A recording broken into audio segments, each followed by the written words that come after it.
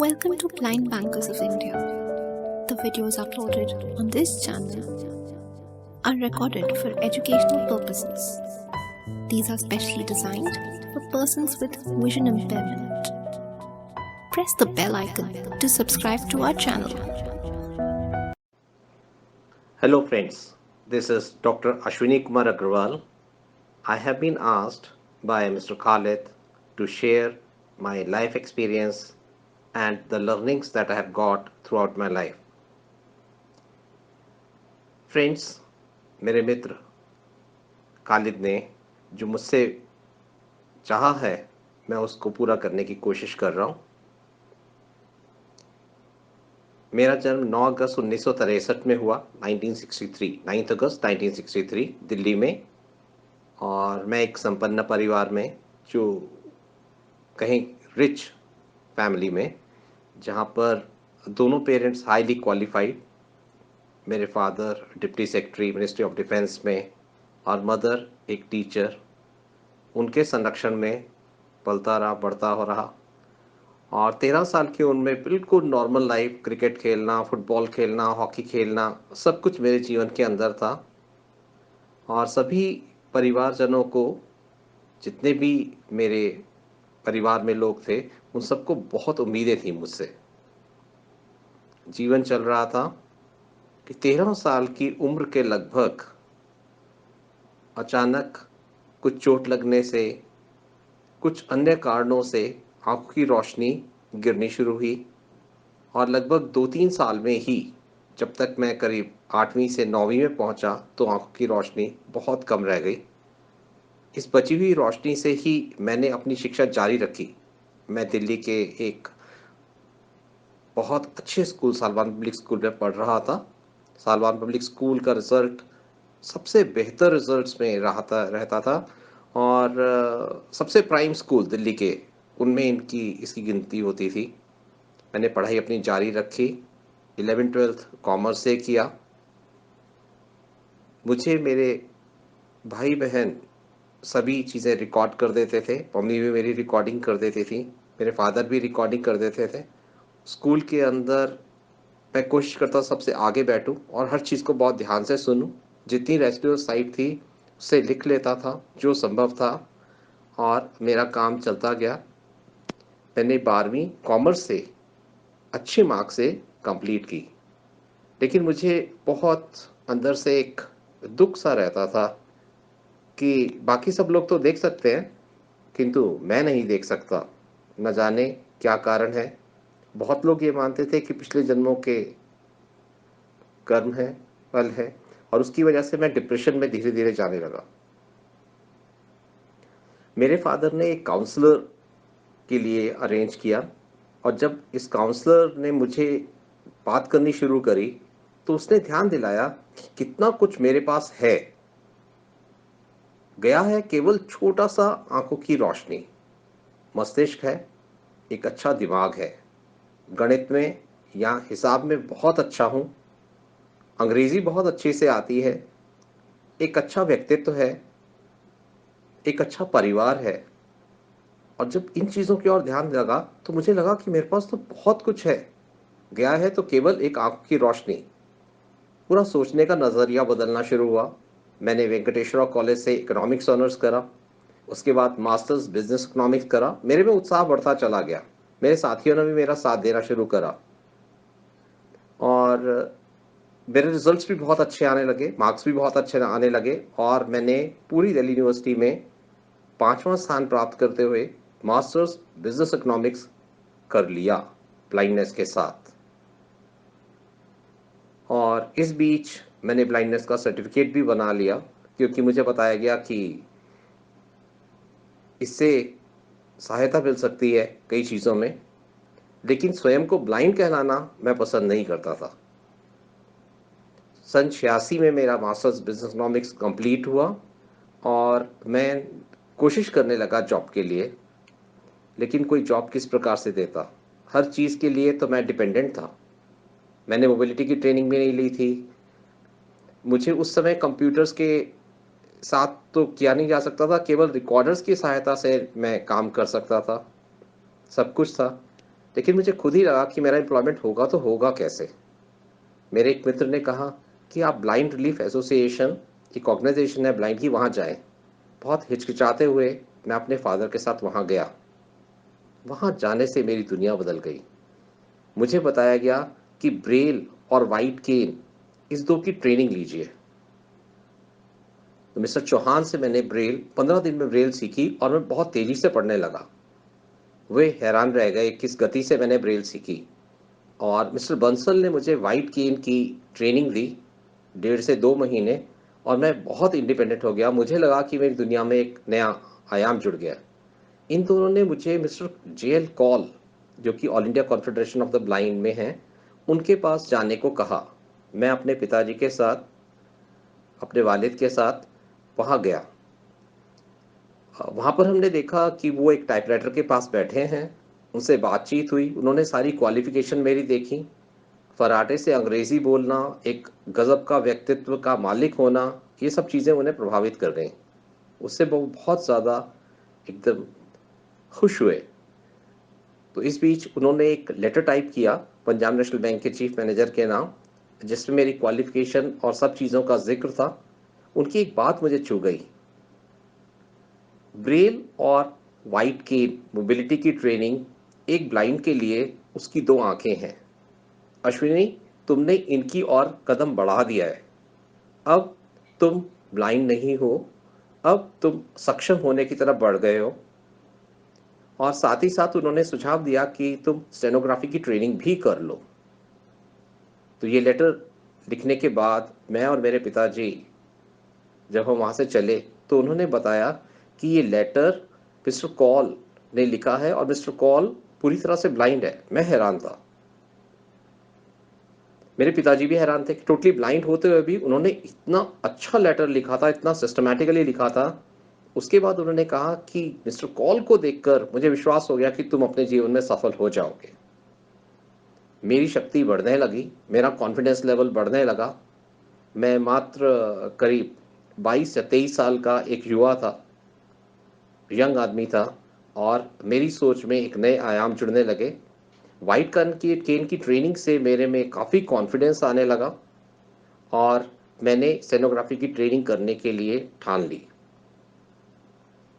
सन 1986 में मैंने बीएड में भी एडमिशन ले लिया और साथ ही साथ मोबिलिटी और इसकी ट्रेनिंग तो हो ही गई थी। मैंने ब्रेल शॉर्ट हैंड सीखनी शुरू करी और अक्टूबर 87 में मेरी जॉब पंजाब नेशनल बैंक में लग गई। लेकिन इससे पहले राजीव गांधी जी के और मिस्टर रोंगटा के आंदोलन, राजीव गांधी जी के प्रधानमंत्री के दौरान मिस्टर रोंगटा जी द्वारा किए गए आंदोलन के से एक टेस्ट कंडक्ट किया गया था ब्रेल में। मैंने उसमें भी भाग लिया और उसमें मैंने टॉप किया। मैं शुक्र मना रहा था कि मैंने ब्रेल बहुत कम समय में और बहुत अच्छी गति से सीख ली। उसका मुझे बहुत लाभ हुआ और वाइट केन की होने की वजह से जो कॉन्फिडेंस मुझे प्राप्त हुआ वो बहुत ज़बरदस्त था। उसकी वजह से मुझे ब्रिस्ट्री में भी जॉब का अपॉइंटमेंट लेटर मिल गया।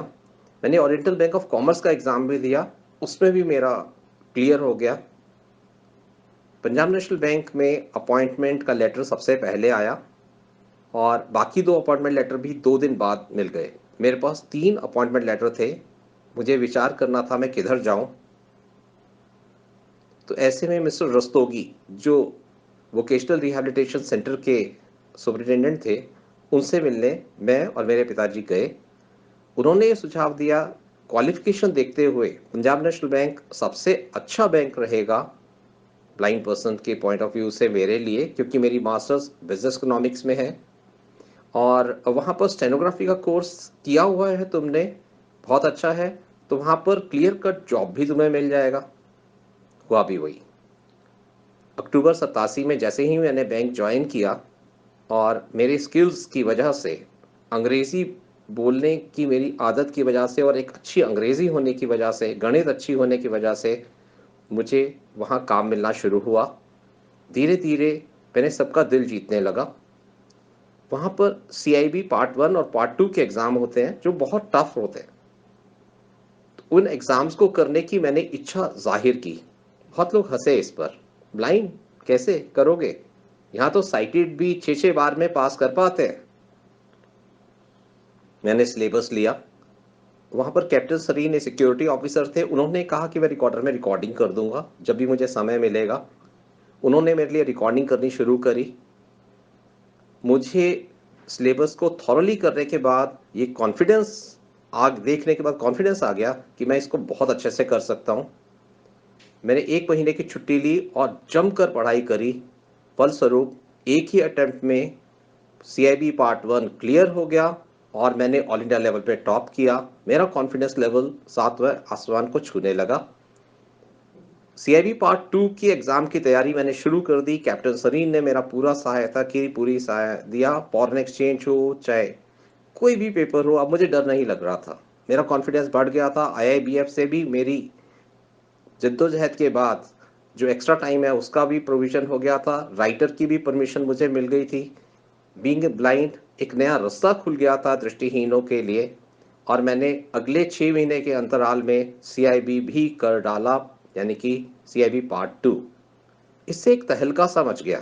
Calcutta bankers association award, Indian overseas bank award, oriental bank of commerce award मुझे मिले और मेरे चेयरमैन ने भी मेरी सराहना की। मैगजीन्स में, अखबारों में कई जगह मेरा जिक्र आने लगा। मेरा नाम नेशनल अवार्ड के लिए भी भेजा गया और मुझे आउटस्टैंडिंग हैंडीकैप एम्प्लॉय का अवार्ड प्रेसिडेंट द्वारा दिया गया। इस बीच मैंने डिप्लोमा बैंक मैनेजमेंट का एग्ज़ाम भी क्लियर किया, जो कि अपने आप में बैंकिंग इंडस्ट्री में गिने हुए लोग ही हैं जो कर पाते हैं और इसमें पास परसेंटेज 60% रहती है। और इसके अंदर भी मैंने फॉरेन एक्सचेंज के पेपर में ऑल इंडिया लेवल पे टॉप किया, जिसके लिए मुझे फिर पुरस्कृत किया गया। अब इन सब सिचुएशंस के अंदर हर कोई मुझे अप्रिशिएट करता था और लोग JIB और CIB की पढ़ाई करने के लिए मेरे पास आने लगे। मैं 5 बजे के बाद रुककर उन्हें पढ़ाने लगा और एक के बाद एक लोगों के पेपर क्लियर होने लगे। इससे उन सब में कॉन्फिडेंस बढ़ता गया और मेरे प्रति आदर बहुत बढ़ गया, लगाव बहुत बढ़ गया। सभी लोग मानने लगे कि दृष्टिहीन भी बहुत कुछ कर सकते हैं और सभी लोगों का कहना था कि तुम्हें ऑफिसर के एग्ज़ाम के लिए, अधिकारी के एग्ज़ाम के लिए अवश्य कोशिश करनी चाहिए। मेरा भी मन ऐसा ही था। मैं जब ट्रेनिंग पे जाता था तो मैं देखता था कि फैकल्टी की ट्रेनिंग का काम मैं बहुत अच्छे से करूँगा, बहुत ही शौक से करता हूँ। ये एक सपना मेरे अंदर संजोया हुआ था। तो मैंने एग्ज़ामिनेशन दिया और मैंने फिर एग्ज़ामिनेशन का रिटन एग्ज़ाम टॉप किया, पास कर दिया। लेकिन जब मैं इंटरव्यू के लिए जा रहा था उससे पहले मुझे रोक दिया गया, ये कहकर कि दृष्टिहीन हो, ब्लाइंड हो, तो चेक कैसे पास करोगे, बैंक के काम नहीं कर पाओगे। आज तक ऐसा कभी हुआ ही नहीं कि कोई ब्लाइंड ऑफिसर का काम करे। ये तो दुनिया में हुआ ही नहीं। ये कैसे संभव है? नहीं हो सकता। मैंने अपना पक्ष रखा कि कोई भी काम बैंक के अंदर कोई भी अधिकारी सारे काम नहीं करता। दृष्टिहीन को वे काम सौंपे जाएं जो वह अच्छे से कर सकता है। लेकिन बात नहीं मानी गई। बात कोर्ट में चली गई।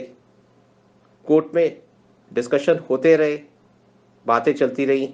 तारीख के बाद तारीख, तारीख के बाद तारीख मिलती चली गई।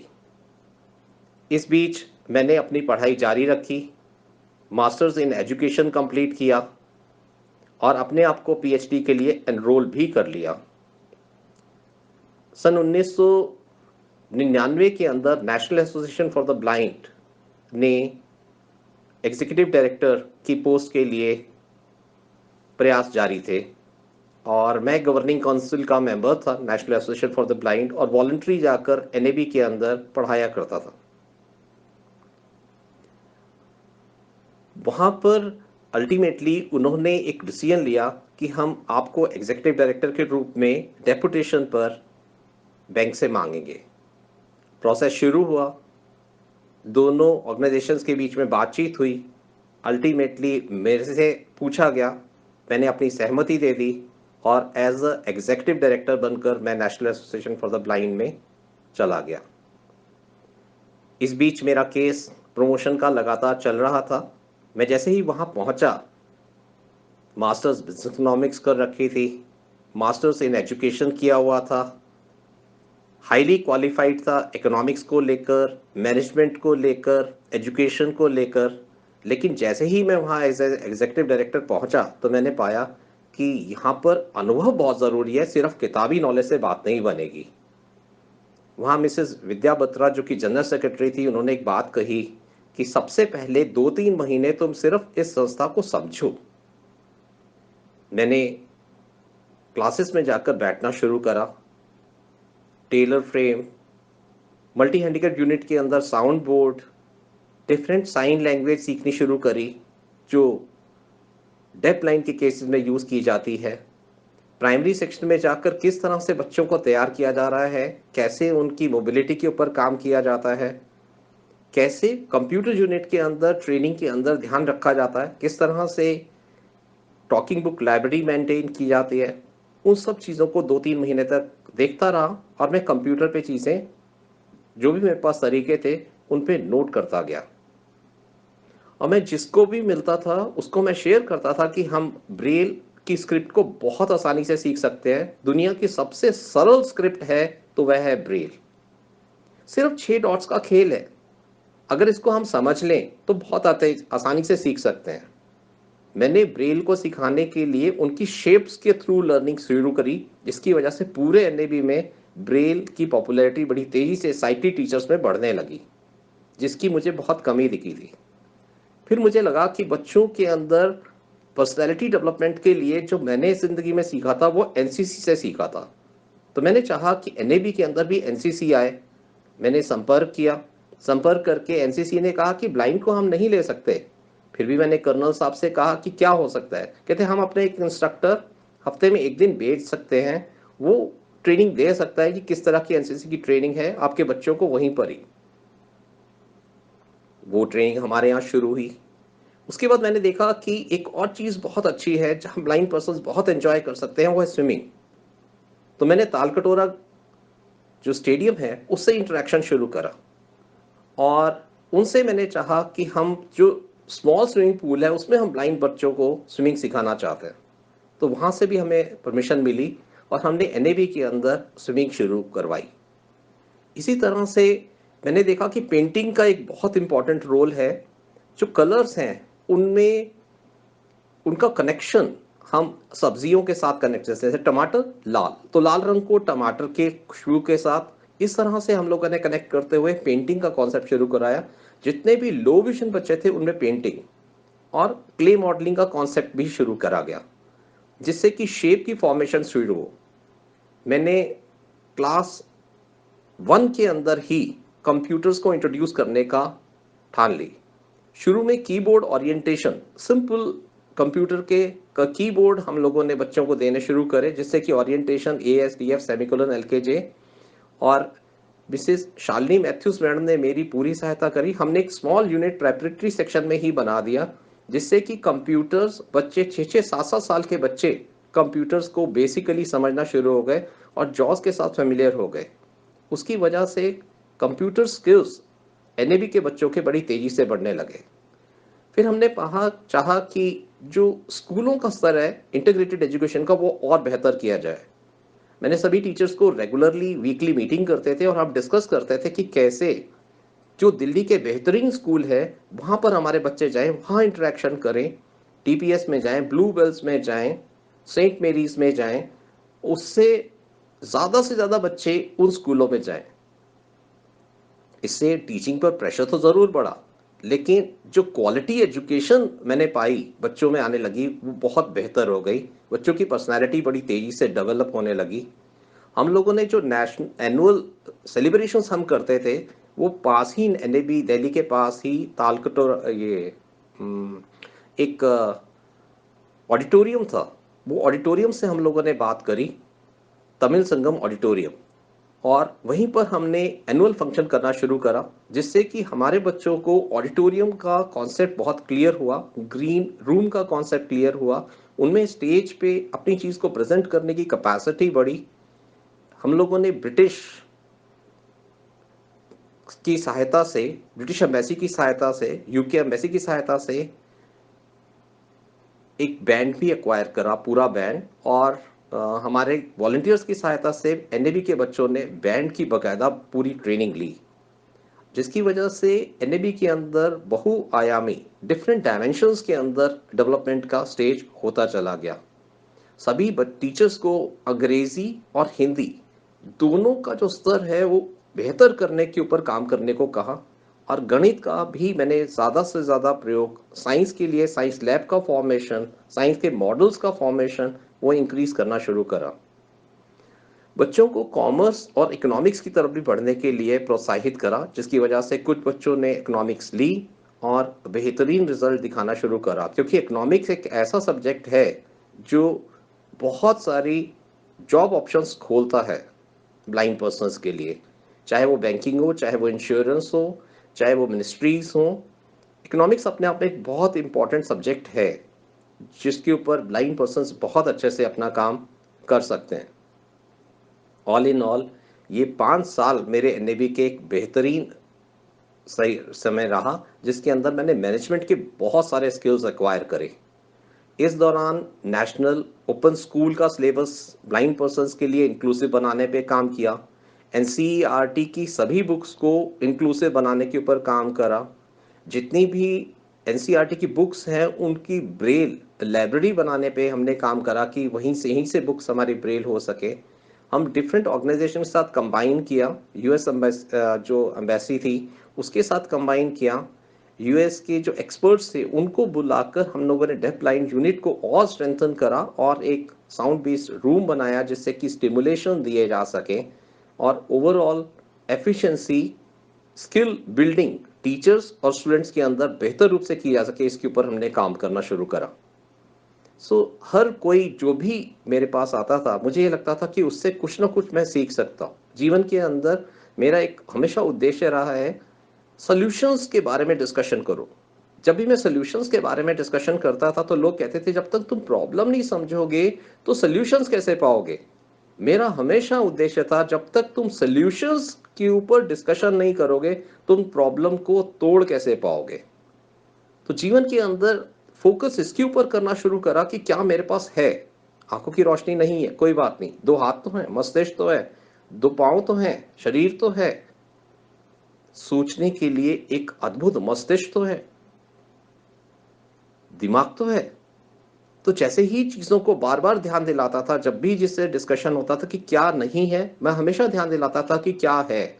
जब भी कोई समस्या के बारे में बात करता था, प्रॉब्लम के बारे में बात करता था, मैं ध्यान दिलाता था कि सोल्यूशन क्या है, पॉसिबल सोल्यूशंस क्या है, और कभी भी परफेक्ट सोल्यूशंस नहीं मिलेंगे। ये मेरे जीवन का हमेशा रहा है। ब्लाइंड पर्सन्स को एम्पावर करूं, इससे बड़ा आनंद सा आता है, एक बड़ी खुशी सी मिलती है कि ज्यादा से ज्यादा ब्लाइंड पर्सन्स। इस बीच मेरी जद्दोजहद चल रही थी और बैंक के अंदर कोर्ट में मैंने अपना केस जीत लिया था। बैंक के अंदर मुझे एज ए अधिकारी के रूप में 1997 से सीनियरिटी देते हुए ऑफिसर की जॉब ऑफर कर दी गई। 2004 में मैं वापस पंजाब नेशनल बैंक में एज ए ऑफिसर के रूप में चला गया और मेरा शौक था फैकल्टी बनना, वो मैंने शेयर करा अपने जनरल मैनेजर के साथ, तो उन्होंने मेरी posting zonal training centre Delhi में की।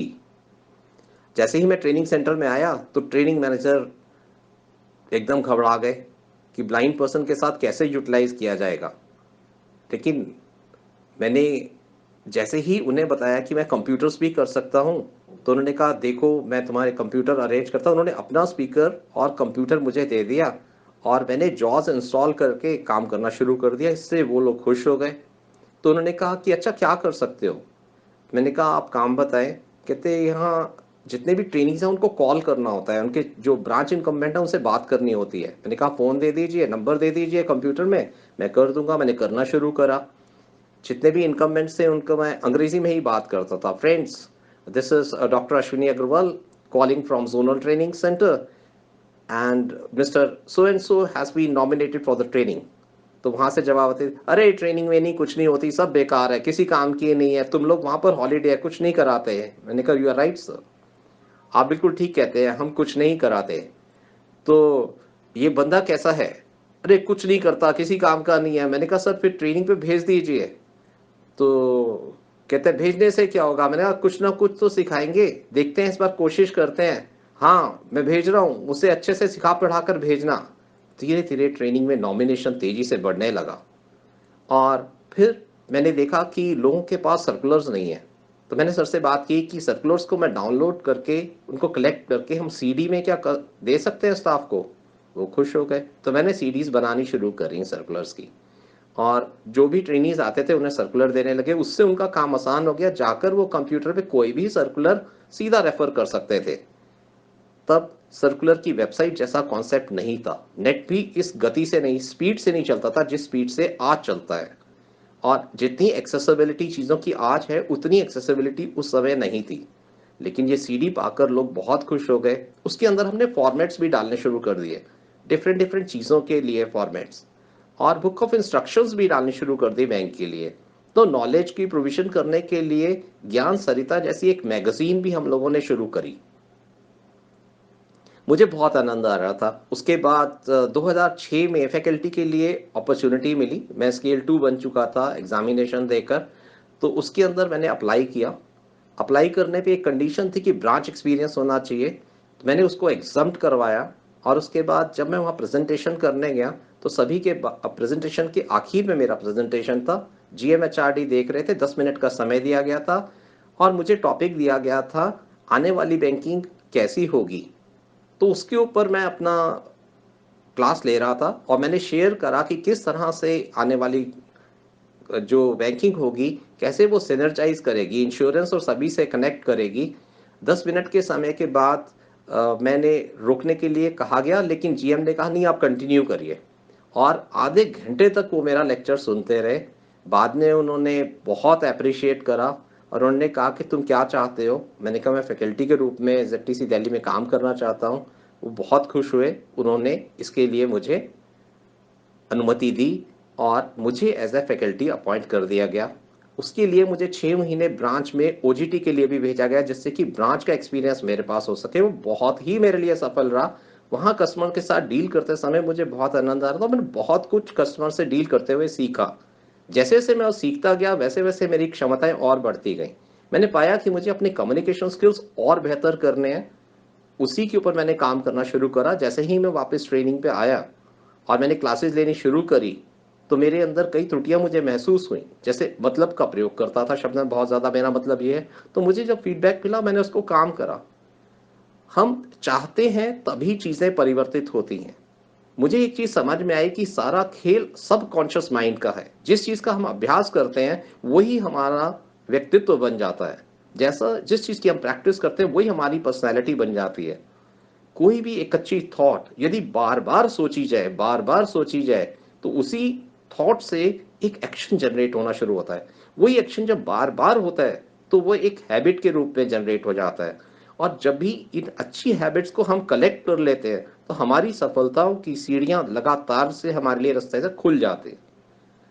तो मैंने अपनी क्षमताएं लगातार अंग्रेजी, फिर मैंने मैगजीन्स के अंदर आर्टिकल्स लिखने का कॉन्सेप्ट मैंने देखा कि एक और शक्ति है जो ब्लाइंड पर्सन बहुत अच्छे से यूज किया जा सकता है। तो मैंने रिसर्च वर्क अपना जारी रखा और उसके अंदर डिफरेंट आर्टिकल्स बैंकिंग में लिखने शुरू करे। मंथली रिव्यू मैगजीन या और भी जितनी भी बैंकिंग मैगजीन थी, प्रतिभा या फिर ज्ञानदीप या दीप स्तंभ, उन सब के अंदर मैंने आर्टिकल्स लिखने शुरू करे और डिफरेंट जगह जगह जाकर मैंने अपने लेक्चर्स भी देने के लिए, जब लोगों को मालूम पड़ता तो और एजेंसीज भी हमें बुलाती, सिडबी से भी मेरे पास कॉल आते, IDBI से मेरे पास कॉल आती, मैं वहाँ पर भी जाकर लेक्चर्स लेता था।